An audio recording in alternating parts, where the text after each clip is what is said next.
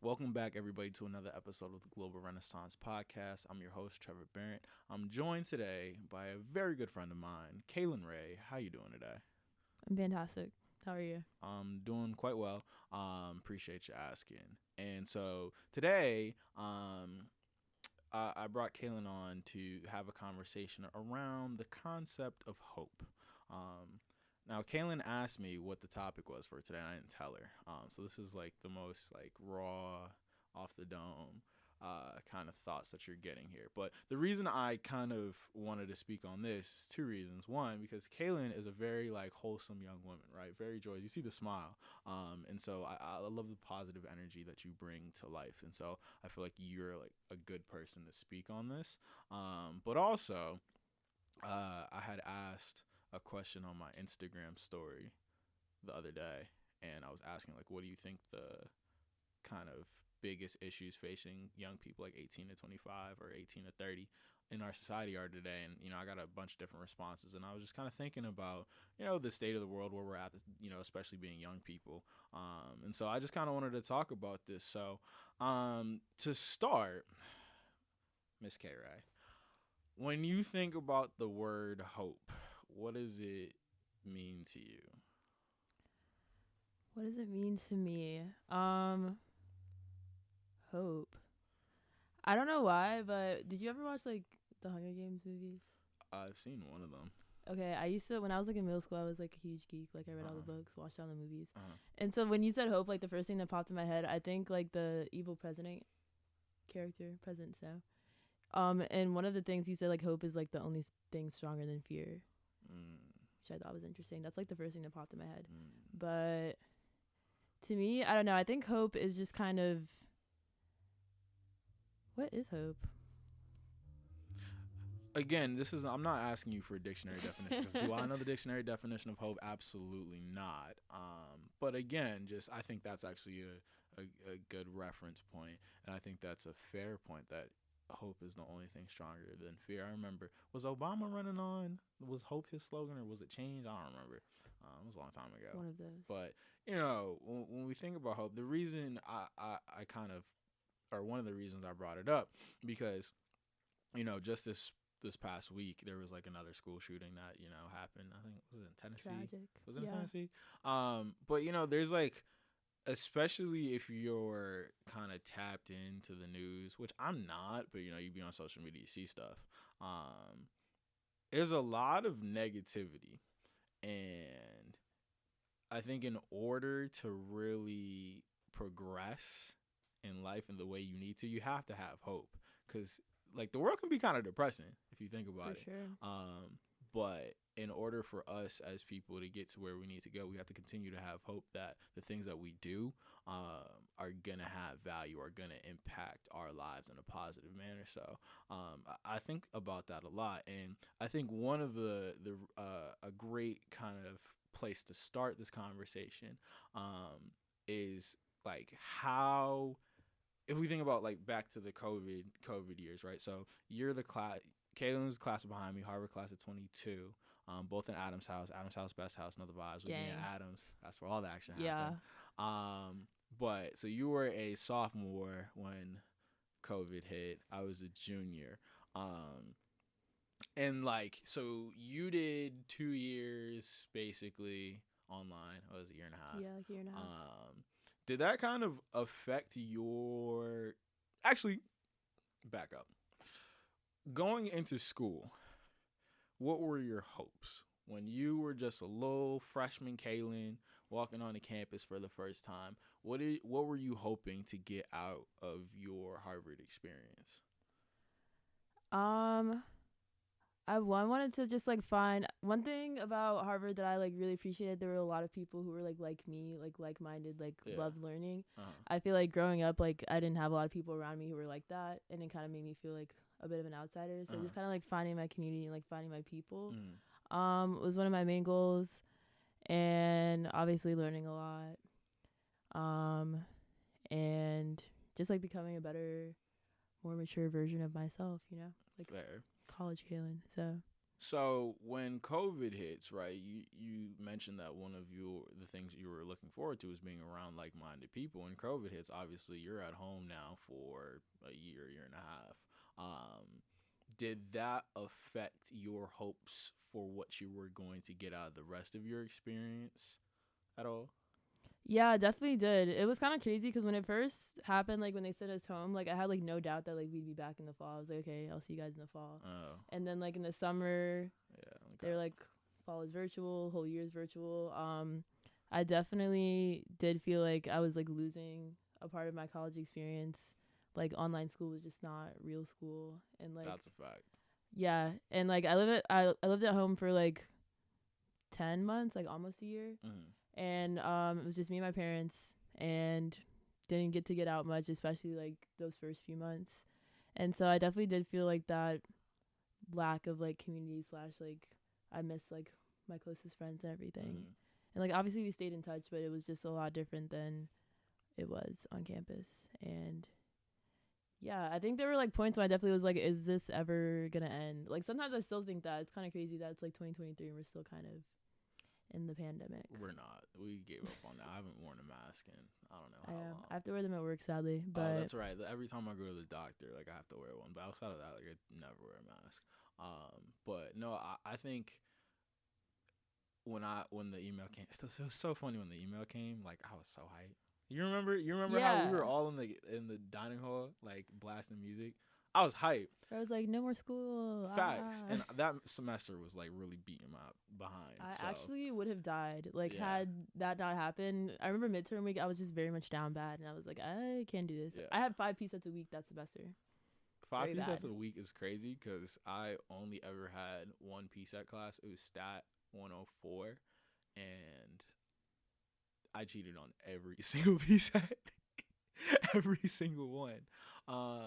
But kind of the thing that I wanted to get toward with like the whole COVID thing is that how did you manage to kind of keep a positive spirit, keep a hopeful spirit, despite the conditions that or the reality, the fact that like, you're inside, you can't really see nobody, your entire experience is different, and it's like, I mean, for me, it was senior year, so it was kind of tough, but I mean, you still had a year after. But how were you able to kind of keep a positive head about yourself during that time or any other time where it's like, it's not looking too hot?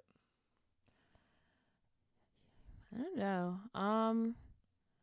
I feel like taking it one day at a time and just kind of appreciating the little things. Like, yeah, I didn't like enjoy being at home like that much, but like I got to spend a lot of time with my parents. Like we do wholesome things like eat popcorn and watch Shout movies. out to popcorn. Yeah. Amazing snack. Yeah, Elite we eat a lot snack. of popcorn in my household. Like more than the average people, I would say. More than me? Maybe. But you always eat like skinny pop. We eat like real popcorn. Okay, let's not disrespect skinny pop because skinny pop is elite, but I've actually toned down on the skinny pop consumption significantly. Good for you. Because it was a problem. Yeah. Yeah, but I would say like taking it one day at a time, trying to find like the little things to be positive about, and yeah, just what did I do? I feel like I just tried my best to like make the best of the situation. So like I started that semester or like that summer I started working at Journeys just cuz I like wanted a job and like wanted to like get out of the house and like interact with people, and I actually like really loved it. Like I really enjoyed it, selling shoes to people and whatnot. So just like finding things like that to just kind of be an outlet and just hoping for the best for the future. Fair. Have you always been like a kind of just naturally happy person, joyous person, or was that like that's something that kind of came along? Was it intentional? I think I have always been kind of naturally a joyful person. My name actually, Kaelin, means rejoicer. Oh, so it's quite an accurate name. Yeah. Come on, manifestation. See, me, like, I was low-key kind of like not the nicest person in the world as an adolescent. You know, because I mean, like, what 14-year-old boy is like really not an asshole? Fair. But one of the things that I realized is that I'm not the the biggest believer in manifestation. Like, I don't think like your mind controls the entire world and you can just think things into existence. That's not my personal belief system. But I do recognize that how you think does affect your reality and to a certain degree. Now, what is the extent of that degree? I don't know. But your demeanor, your outlook, the way you interact with people, all of that affects your experience in life. And so I've definitely found that being more positive in both my outlook and my interactions has been extremely beneficial. I mean, one thing I say all the time is that like having people like you is always an advantage. I like to think people like me. I don't know. But you know, I've always felt that like people who kind of have a more joyous disposition are winning in life. Because again, I feel like the world is like, I don't know. This is why I don't watch the news. Do you stay up with the news? No. No, Not at really. all. Do you ever have like come across like the shade room on like your timeline? Occasionally. I've blocked them because that's the type of stuff where it's like if you get inundated with negativity too much, it's going to be very hard to maintain a positive outlook on things. So I've always found that. I just block that stuff. But like I said, you know, the other day there was a school shooting, and it's like, dang, you start thinking about, wow, they're like literally killing children, and nobody's gonna, like, we know that nobody's gonna do anything about it. Like, how do you kind of compartmentalize that and keep going on with your life? Well, that's a real question actually. How much do you let kind of the broader landscape of the world affect you in your day to day? That makes sense. Yeah, that makes sense. Honestly, I feel like it depends on the day. Like, honestly, when I hear like news like that's like really sad. Like, honestly, like that does kind of have a bit of an effect on me. But and I think it's important to like know what's going on in the world around you and not just be like completely oblivious. Facts. But yeah, like you said, like it can obviously be very depressing and heavy. So I try not to let it affect me too much. But it's hard sometimes. No, I agree. What are the things that matter to you? Because it's like you got to pick and choose what matters to you in terms of what you're going to focus on. So what are the things that matter to you? Just like in general? Yeah, just in general. Like people, the people I care about, the people that are close to me.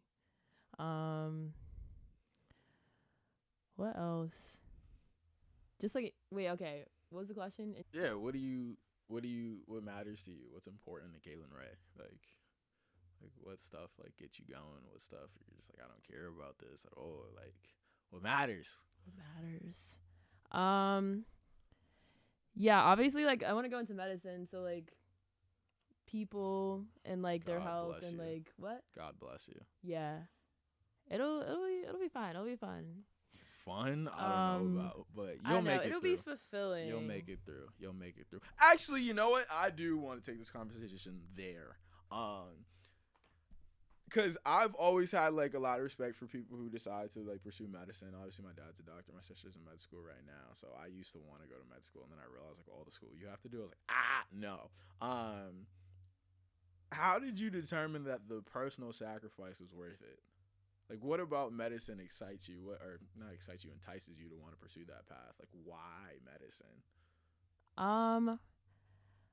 I think, well, initially when I decided I wanted to be a doctor, I was literally like pretty young. I was like in 3rd grade. Dang. And I think I was just really struck by like the positive impact that like doctors can have on the lives of like their patients and their patients' families. And I just kind of wanted to be able to do that for other people.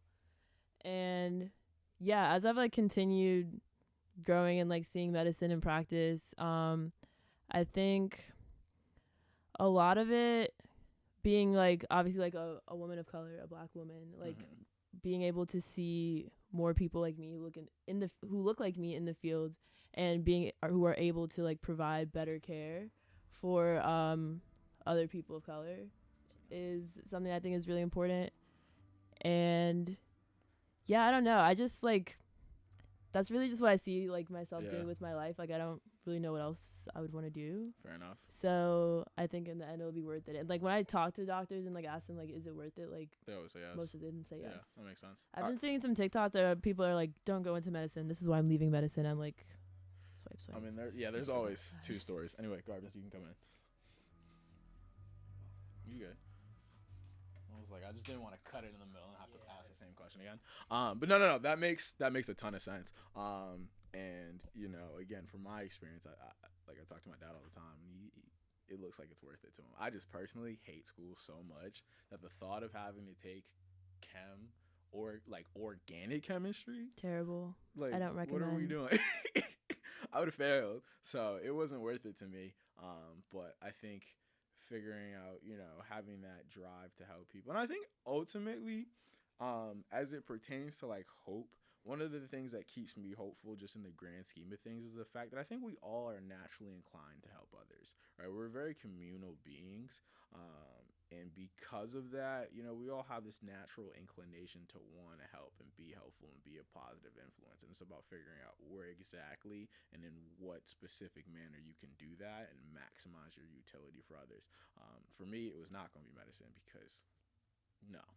But, you know, I do think that's not for everyone. You know, it's not. Nothing's for everybody. And that's the thing. Like, finding your pocket, that was a challenge for me, figuring out, like, yo, what do I want to... I used to hate that question so much. You know, I used to hate that question. You know, like, freshman year, you coming to school. I was like, oh, what do you want to do? I don't know. I'm just trying to graduate, bro. Like, but I also think that... Hey, this episode's going to be so eclectic. My head's all over the place. But I also think that we do a terrible job preparing people to make that decision. Of like what they want to do with their lives. Because if you think about it, right, there's kind of, you know, when we go to school, you think about your educational journey from the time you're a kid. Elementary school, you learn about kind of different professions, like the typical doctor, lawyer, scientist, like academic professions. But the scope of things you're exposed to is very limited. And so when it comes time to make a decision in terms of what do you want to do, have you been given the agency to ever explore what it is you want? That's what I always felt. People would ask me that question. It's like, well, I don't really know because I've never actually been in a position to determine what it is that I wanted. It was always like, you have to do this, right? You got to go to school. You got to go to college. This is just what you have to do. And so if that's your entire life up until you're 18 or you go off to college or whatever, how can you reasonably expect somebody to know what it is that they want to do, right? You haven't prepped them for that. And I have my thoughts on the American educational system. I have quite a few. But I think that's one thing that kids would benefit from is being put in a position to really explore a varying array of different things. So that they can figure out what it is. Because at the end of the day, college not for everybody. Like, I went through school slacking. I got my degree, but I was slacking. There are plenty of people, like my little brother. My little brother's adopted. His, capacity for learning is different than mine. He wouldn't have made it through college. Like, he didn't even try to go. But, like, he wouldn't have made it. Like, it's just he's literally not built for it. Like, the person who he is, but he has certain talents. He has certain things he's interested in. He has certain things he's good at. But I've been able to watch, like, from afar a little bit and notice that those things weren't cultivated for him. Like, he was never put in a position where his strengths were being accentuated. He was able to kind of work through them. It was always like, hey, well, you're forced to be in school until you're 18, so we're going to put you in these classes, and even though they don't make sense to you, we're just going to keep putting you in them. So that's one of the things that I feel like is when I think about the thing that makes me the least hopeful, I think that the thing that challenges my hope the most is when I think about the system, quote unquote, right? Like the way our society is organized. I posted something on my story. I think it must have been like a week ago now, but I posted something on my story. I'm gonna see if I can find it. But it was basically along the lines of like, it's kind of tiring when you realize that you're living in a society that just doesn't share your values. Oh, is that the one when you said everyone was like, Trevor, are you okay? Yeah, everybody was like, yo, you good? Like, and I'm like, yes, this is literally what I think like every day. I just usually don't express myself in a very that outwardly. Like Mm-hmm. I like to keep it light, you know what I'm saying? Like, I like to have a good time. I like to joke and laugh and stuff like that. So most of the time when you go on, like, especially just on my socials, like, you'll never really know what it is that I'm thinking. I think the podcast is the closest thing you're ever going to get. But even this, like, it's not possible for me to share all my thoughts about everything in the 45 minutes to an hour that I make these episodes. Mm-hmm. But I just, one day I was sitting at, I was at work and I was sitting there thinking, I was just thinking about stuff. And it was just like, the things that I value are not valued by the society that I live in, and therefore I'm forced to conform to something that doesn't really fit me. And I feel like a lot of people can resonate with that feeling to various degrees, but it's just one of those things that when I think about it, it's like, dang, like, what are we supposed to do about that? Like, how do we fix that? I don't think, is it fixable? You know what I'm saying? Like, so I don't know. I don't know if you kind of feel that same frustration. Maybe I'm just uh different. I'm definitely different. Yeah. Definitely different. But I don't know. Does that frustration resonate with you at all? I think a little bit, yeah. I feel like, yeah, I don't know. I feel like especially like as a person of faith, like the world is like kind of, you know, crazy. Facts. And so trying to live the way that like I want to live is kind of seen not as like a good thing by a lot of people. And so, but I think that's why it's important to like have community and like have people who are like-minded that you can like relate to and kind of have community in that way, so that even if like greater society isn't going to fit like your beliefs, that you still have like that like core group of people. That's facts. As you said, as a person of faith, what do you subscribe to a specific denomination, or are you like just with whatever? I'm Christian. Right. I meant denomination within Christianity. You're just I mean, not specific. I mean, I think the church that like my home church is like Pentecostal. okay, But it doesn't really matter to you. yeah, it's not like super Okay. deep. I feel like especially in this time, again, this age range, this is like the peak of that, like the way the values that have been instilled in you growing up are going to be challenged.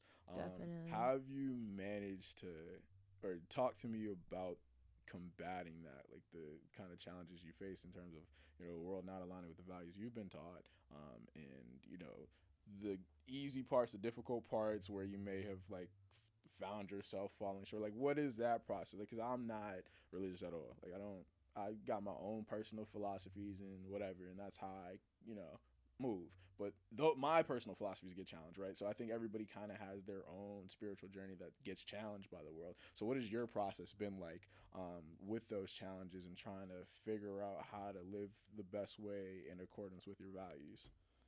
I think one of the main things that's helped me is just having like a really strong foundation.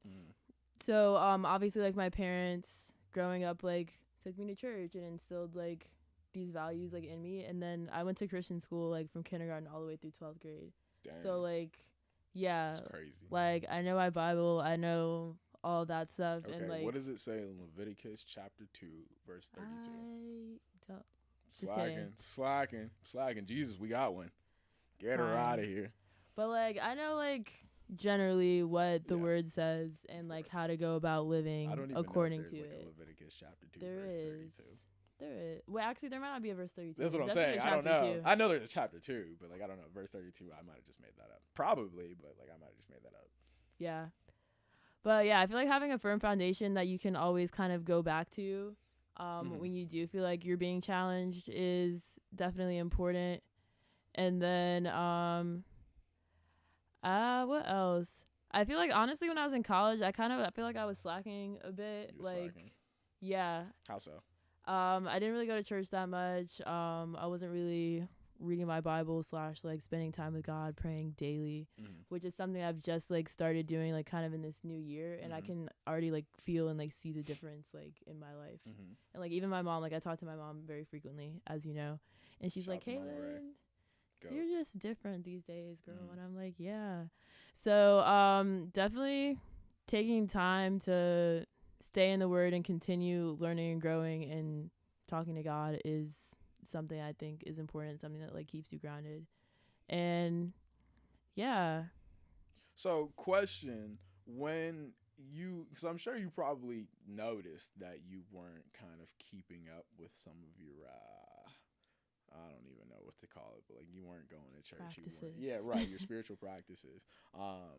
When you noticed that within yourself, what was the conversation internally like? Were you like, I need to do better? Were you like, I'm going through a process? Like, how did you kind of reconcile where you felt like what you felt like you should be doing with what you realized you were doing in practice?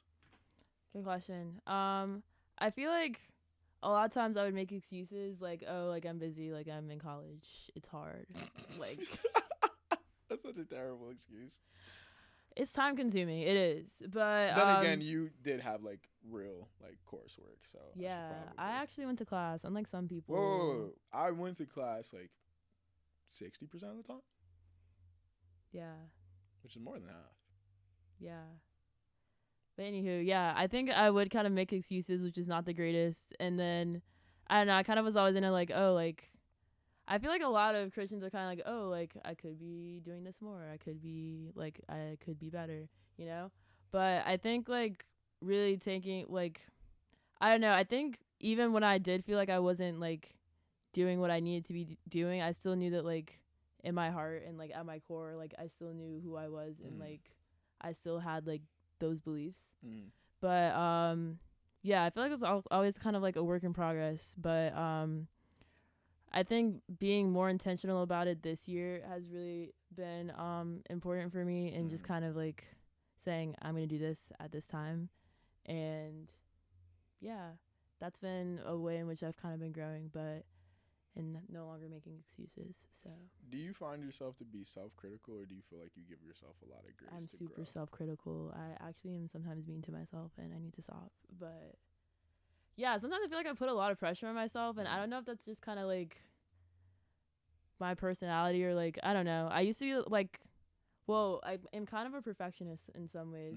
Makes and sense. So like when I was younger, I literally used to like cry when I got like bad grades, and for me like a bad grade was like a 93 or something. Like, oh, you were one of those? I was definitely one of those. I'd be like, dang, I did so bad on this. What'd you get? 91? Shut up. That was me. Yeah, that was me.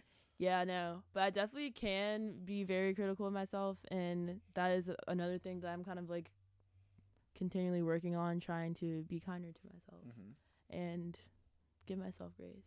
But so how does one do that, right? Like how do you do that? Because I'm the same way, where I have very high expectations for myself, and so if I'm not achieving, or if I'm not doing what I feel like I need to be doing, the conversation that I'm having with myself is not a nice one.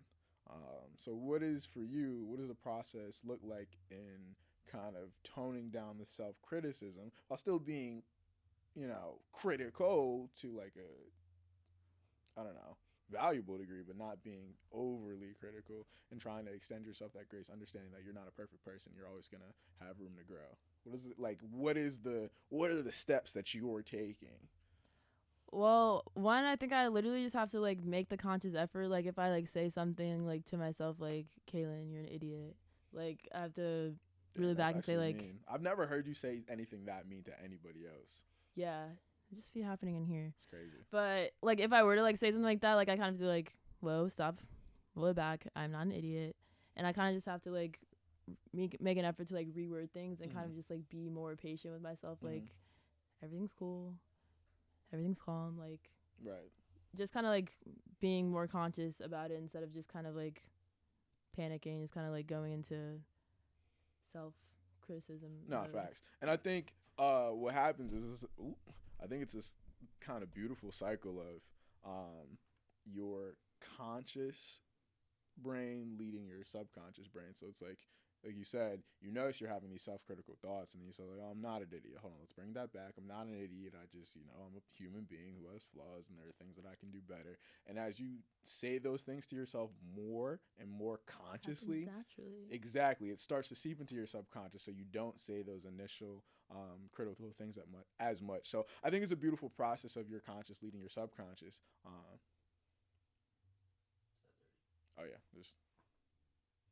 So I think there's a very beautiful process of your conscious leading your subconscious.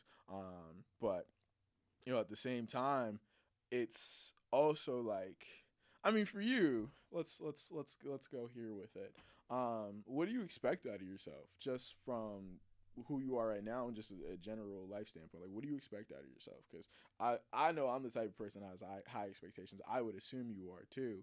So what is it that you expect out of yourself, and then how does that kind of reflect in your day-to-day behavior? Good question. What do I expect out of myself? I don't know. Like I said, if I sometimes I'm a perfectionist, so like sometimes I expect just like perfection, but that's obviously not what occurs. Um so yeah, I feel like in general I just try to put my best foot forward in whatever I do. Like I don't want to like half do things or like be lazy. But yeah, I just kind of expect myself to like I want to like hold a high standard for like myself and for like what I do. And so I feel like if I don't reach that, that's when I'm kind of like feel like I failed or have messed up. Fair. Do you have a sense of responsibility to your communities, your villages, so to speak? I know for me, I think about that all the time, where I'm like, all right, I have to achieve at a high level, not only for myself, because I just, for personal satisfaction's sake, but also because I have to be in a position to put on for other people, set an example for other people, be able to take care of other people. Do you feel that same sense of responsibility to whatever your communities are? Yeah, I definitely do. Especially like coming from like a small Christian school and like going to Harvard, like You're a big deal. yeah, I'm like the only person that's done that, and it's kind of like everyone's watching and like rooting for me, and so I feel like I can't let them down, you know. So that kind of like puts some pressure, but at the end of the day, I'm like happy to be that person that represents them and like tries to represent them well. Does the pressure ever feel like, has there ever been a point where the pressure's like, it's kind of a lot? Have you ever felt like that, or it's nothing to you? Yeah, kind of. I think sometimes, like the whole like as you know, I'm like going through like the med school like application process like right now, which has been like extremely long and grueling. And that's everything. This is what I'm telling you. The whole process of trying to become a doctor is long and grueling. From undergrad to trying to get into med school to actually being in med school, the whole thing is a grind. So I salute y'all, but keep going. Yeah, but basically like going through that, like I'm kind of like, well, what if like things don't work out for me? What if I end up not at like a good school or whatever? But yeah, so there's times when I'm kind of like, oh, I do feel like I could be letting people down. But at the end of the day, if I try my best, that's all I can do. Facts. One thing I'm super curious about, because obviously, again, I know myself, so I can kind of speak on certain things for myself. But I think that for everybody who went to our school or school similar, right? Like that's an accomplishment, right? For most people, like you went to Harvard, it's a name brand. Like people recognize that as a big deal, and so now you kind of expect yourself to perform at a certain level and everything. Do you feel that same way where you really just like, I don't know. I've always felt like just being regular has never been like okay. Yeah, no, I definitely feel that, and it's like, yeah, and everyone like recognizes Harvard as like top of the line or whatever. Right. So I feel like anything you do after, it's like, oh, are you taking a step down? Like, or no, like, oh, what happened? Like, literally, I remember somebody asked me, I think it was a girl I was with. It must have been freshman year. So like, what's your biggest fear? I was like, I'm not scared of nothing. She was like, blah, blah, blah. I was capping. But I thought about it, and I was like, I am deathly afraid of being the kid who went to Harvard and then did nothing, like peaked at Harvard. Like it's in the grand scheme of things, now I think about it, I was like, that's not really a big deal. Like you got into college, like cool. But I was like, I always thought about that. I was like, okay, especially at the time frame like freshman year, where it was like, all right, boom, up to this point in my life, this has been the only thing I've really ever like looked at as like a goal. It was like, okay, I'm gonna get into Harvard and then we'll figure everything else out. Okay, so I did that. Now I gotta figure everything else out. And I was like, dang, like I can't let this be like the biggest thing I do in my life. And I definitely for a long time like a couple years was in a space where I was not even part of what I was trying to figure out, like what I wanted to do. A lot of the things that I was looking at and thinking about was informed by the fact that I didn't want to be perceived as taking that step down. Mm-hmm. Right. So I've found that as much as I feel like the type of person, I feel like I come off as the type of person who don't really care about too much. I don't care about other people's opinions. That's not true. It's I definitely do. And I think other people's perception of you matters. I think it's very important. I like to carry myself in a certain way. I like to be presentable. Again, I like to come off as a very friendly person because I think the way people perceive you is very important. But it's also like what people think of you can't matter that much to the point where it's informing the decisions you're making in terms of the direction you want to go. And that's what I was doing. I was thinking about like, oh, well, if I want to do this, well, how would that look? Or if I want to do this, well, how would that look? And it took me like, honestly, I still haven't completely gotten rid of that out of my head, but it was definitely one of those things that up until like last year, like that's what I always thought about. I was like, oh, what are you up to? You know what I'm saying? Everybody plays that kind of comparison game. Yeah. And I think especially at a place like Harvard, like I remember, and I did a whole episode on like our kind of makeup graduation. But it's like going into that, you knew what the conversation was gonna be like. What are you up to? What are you up to? What are you up to? It's like it's not an intentional comparison game, but that's what it ends up being. And they always say comparison is a thief of joy, but it's also very, very natural thing we do as people. I mean, I'm a big basketball fan. Every basketball discussion is a comparison. Jordan versus LeBron, KD versus Curry. You know what I'm saying? Like everything we naturally like to compare things that we view as similar, and we compare ourselves to other people to try to gauge our progress. So I've very much found that that's one of the things where I need to kind of adjust. For sure. Not comparing myself and not kind of valuing my own progress based off how it appears to other people. Because to be quite frank, I do get a personal kind of like satisfaction or like an ego boost from people thinking I'm a big deal. Like I like that every time I tell someone, oh, what's Harvard? Oh, you must be like, I like that. I mean, I think a lot of people do, but I realize that you can't. That's an egotistical thing, and I've always had a slight issue with that, just a small one. Little one. A small one. It's a slight issue. And so I remember, it's actually funny. This is a complete tangent now, but I remember having a conversation with one of my friends from high school back in 2017. And this was like after school had started or whatever. And the two albums that came out that year, 444 by Jay-Z and Damn by Kendrick. And I was having this conversation with my friend. And we were arguing about it because both just huge in the rap. So we were arguing about it. He's a big Jay-Z guy. I'm also a big Jay-Z guy. But I thought Damn was better than 444. And we were arguing about it. And he said something to me. He was like, well, 444 is about killing your ego. So, of course, you wouldn't appreciate it. I said, wow. Whoa. I said, wow. He came for you. Oh, he came for me. But he was right. And so that was one of those things that, like, it was kind of just an aside. It was a side conversation. It just happened one time. But it was one of those things that's definitely stuck with me a lot. So the process of kind of, like, going towards ego death has been very slow, arduous, but it's also a very rewarding thing because as you get closer, you start to notice certain things. It's like you feel a lot freer when you're not kind of being guided by something that's so I don't even know how to describe it. I don't know how to describe it, but I think there are positive instances of ego.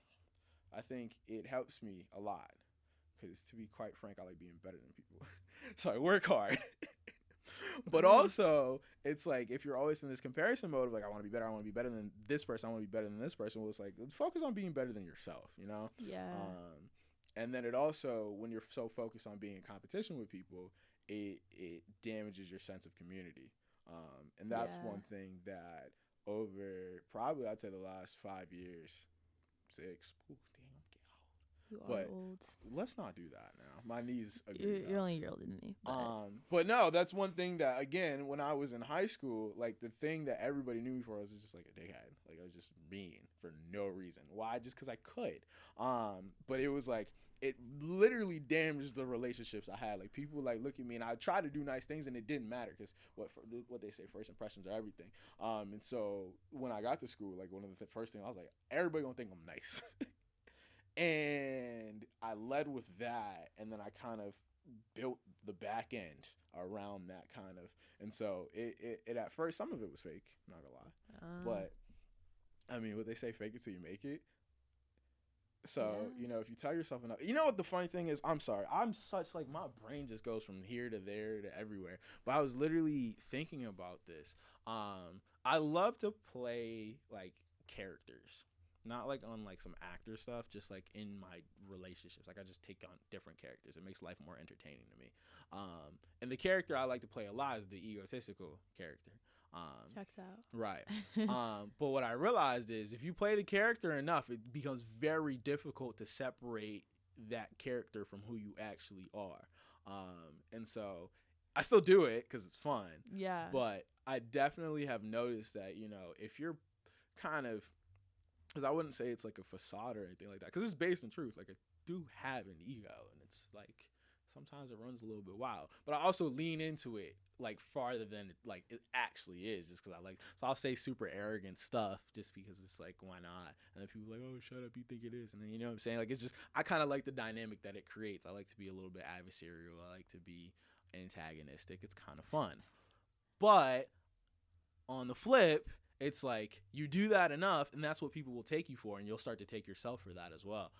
So it's been an interesting process of like self-realization. I don't know. Interesting. Yeah. I'm kind of the opposite. I like have more of a natural inclination towards being more humble, and like, I don't know. That's just kind of how I am. Like, I used to like. I was one of those people that when people ask me where I went to school, I'd be like, oh, I go to school in Boston. Oh, bro. I think that's worse than saying you go to Harvard. I honestly think that's worse. I think that's worse. Sometimes I just don't want the whole, you go to Harvard, you must be so smart. It's annoying. It's definitely annoying. But it's also like, it comes with the territory. And that's like, we all kind of signed up for it. Like, we knew it was going to come. Yeah. We knew what it was. But that's actually interesting. One of the things that and when I asked that question, I was looking at some of the responses to the question I asked, like, what are some of the biggest issues facing young people in society today? I was looking at some of the answers, but before I even talk about other people's answers, for me, when I think about the internet and our access to information, our access to communication with each other, for whatever reason, there's like a gender war on the internet. Like, you like be on TikTok, you got like the red pill folks, and you got like the anti-men women, and it's like I don't know where that comes from. But I find the differences between men and women very fascinating, and I would love to talk to like somebody who's actually studied like gender and society and stuff like that to figure out like what of this is based in biology, what of this is social. Like, I'm super interested by it. But when you said that you're like naturally inclined to be more humble, I always feel like women tend to be more on that side than men do. And I definitely believe it's partially got to be social engineering, right? Because I mean, I went to an all boys high school. I mean, you can imagine, like, it's just a bunch of testosterone. This was just completely competitive environment. Everywhere. So, but I also feel like you're very much socialized to kind of make yourself smaller as a woman. So for you, knowing that you're naturally inclined to be humble, is that something you think about, like, oh, I want to make intentional efforts to kind of step into myself a little bit, in terms of just being able to take up space and not feeling like that's a problem?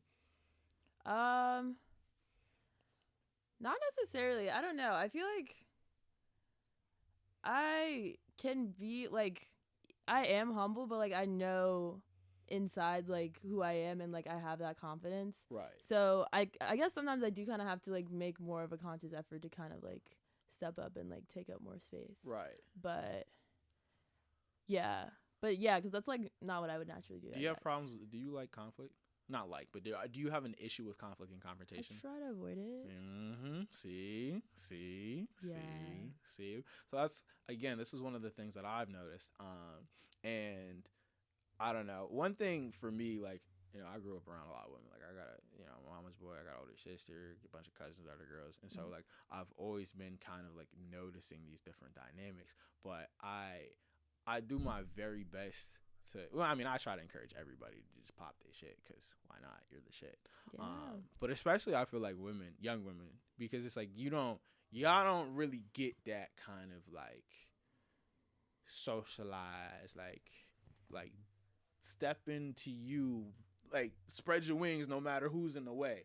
I feel like that's kind of like, you be concerned about, I don't want to step on nobody's toes, this and that. It's like, me, I don't care. I know who I think I am. I'm going to tell you who I think I am, and if you don't like it, that's your problem, right?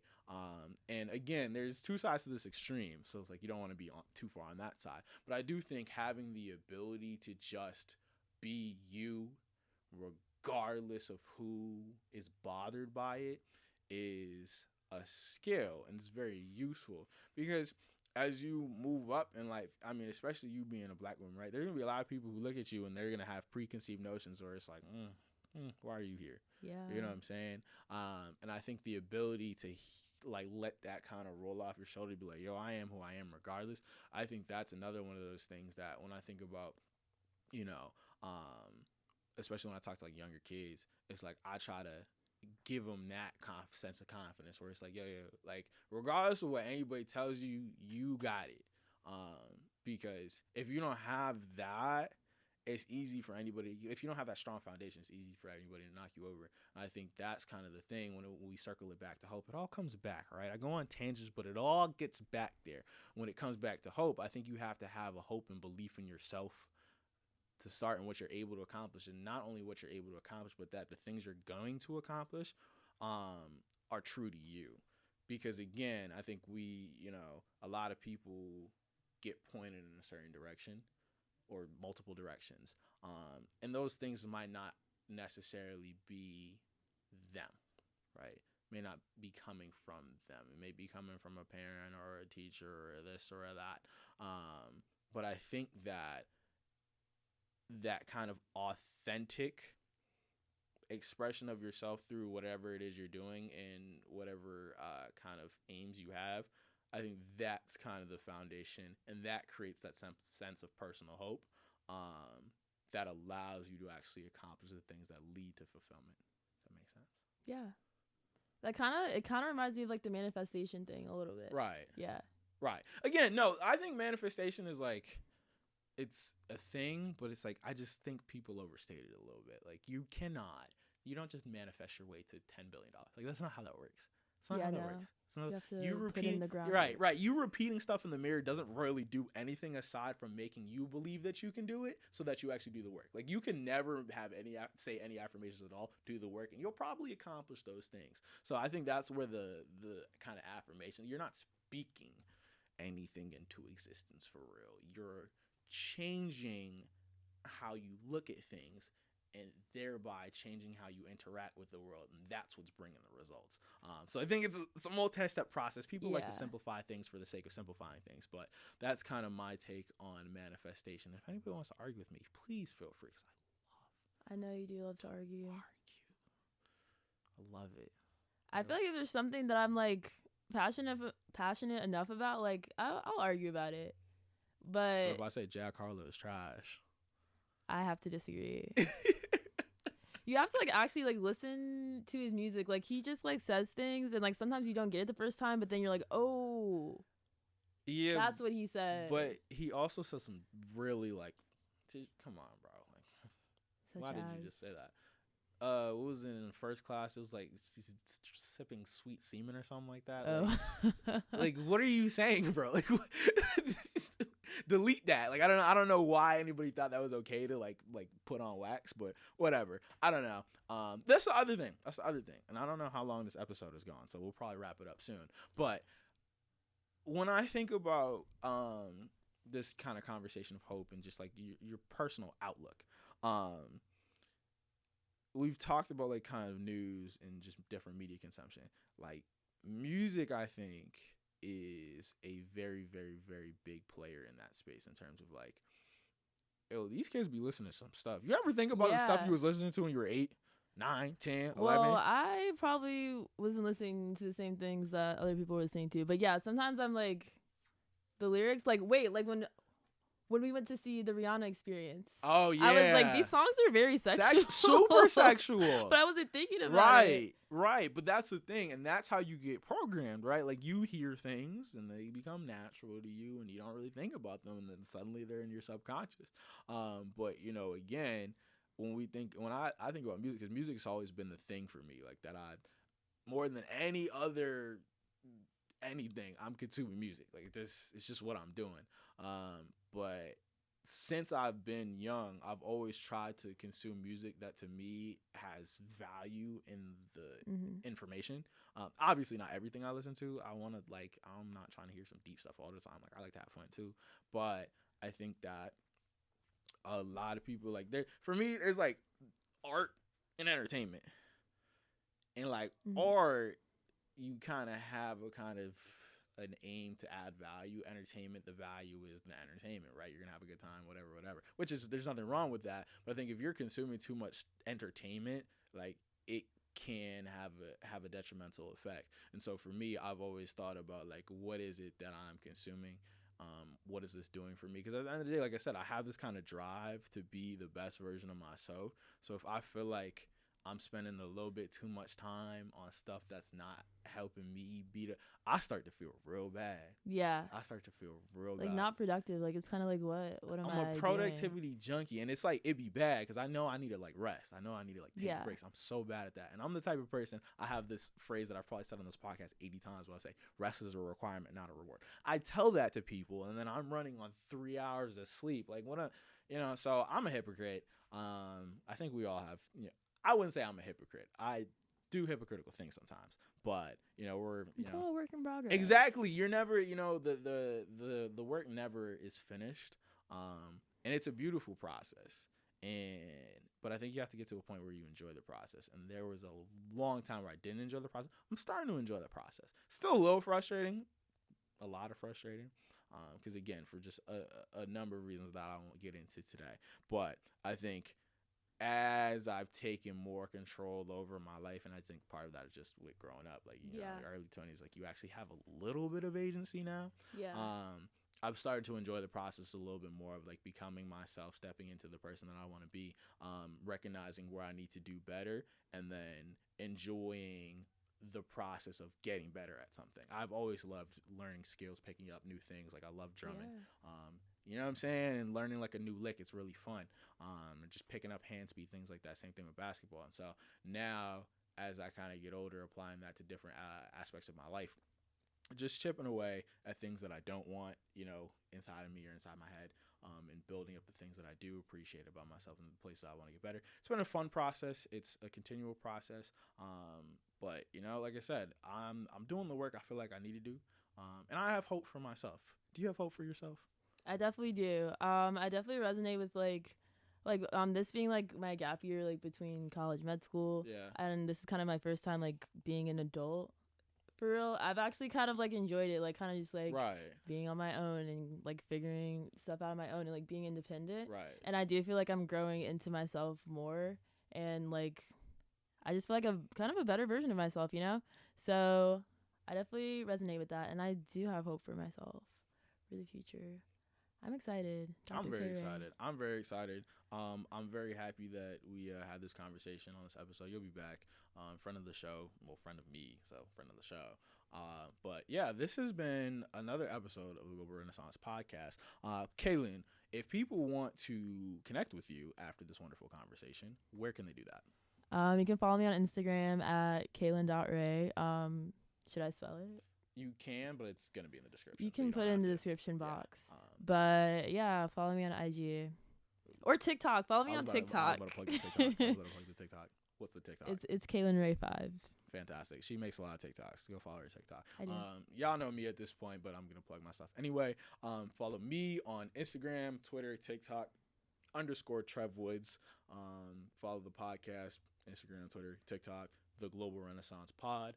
If you are listening to this on Spotify, Apple, any audio platform, please leave a review. rating, 5 stars, hopefully. If you're watching on YouTube, like, comment, subscribe, share, all that good stuff. Give me feedback, y'all. Like, I'm so serious. Like, if you actually listen to this episode, like, if you listen to the whole thing, like, shoot me a DM, be like, hey, I liked it, I didn't like it, this is what I liked about it, this is what I didn't like about it, because I really want to know. I'm trying to get better at this as I go along, because Global Renaissance is going global. Be on the lookout, because this is what I'm building. So I put a lot of time and effort into it, but I also want it to be something of value. And so I can't make it more valuable if nobody tells me what they gain value from and what they thought wasn't valuable. So I appreciate any and all feedback. I appreciate any and all listeners. Like I said, this has been another episode, and I will catch y'all on the next one. Adios.